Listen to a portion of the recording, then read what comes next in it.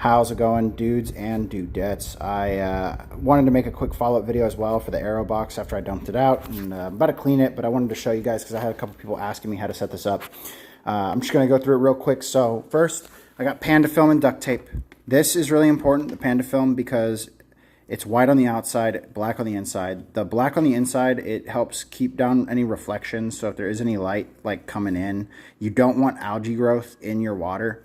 So the black helps keep it dark. Any white can actually help add reflection, and then you'll start having algae growth in your water.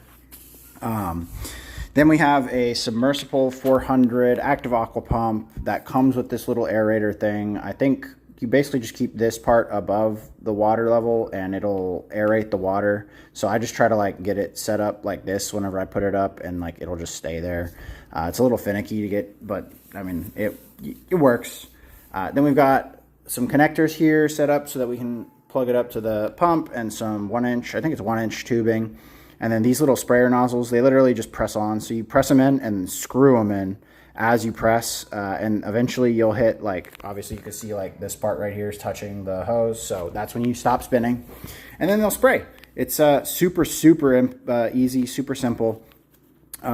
I did have to cut some holes, obviously. So these are for the net pots. You'll have your 2 or 3-inch net pots. Just make sure you get the right size net pot for the size hole that you're cutting. And then some foam collars to go with that as well.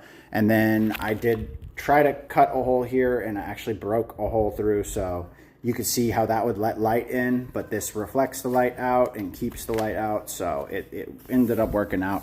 I'm trying to think. Oh yeah, you need to, so a couple things here. Whenever your water temperature, if you're going to use a cooler or water chiller, that's fine. But if you're not going to use a water chiller, which I wouldn't recommend it because it's a whole other thing that you got to worry about, especially with like, so you're not going to be able to do regular water changes with this setup. You're going to need to attach a reservoir, which is where I failed on my experience here. I definitely should have set up a reservoir so I could do regular water changes. But if you don't have a water chiller, you need to have HydroGuard and Great White, because this is going to help keep your bacterial growth down.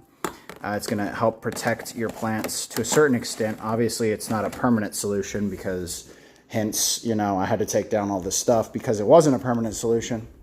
But long story short, the only thing I would add to this is I'm going to cut a hole and add a tubing so I can have like a reservoir of water so I can regularly do water changes and keep my water nice and healthy. But yeah, I hope this helps you guys. I hope it's pretty simple. You just duct tape the Panda film, and then you put the pump and do the hose, and it's Bob's your uncle.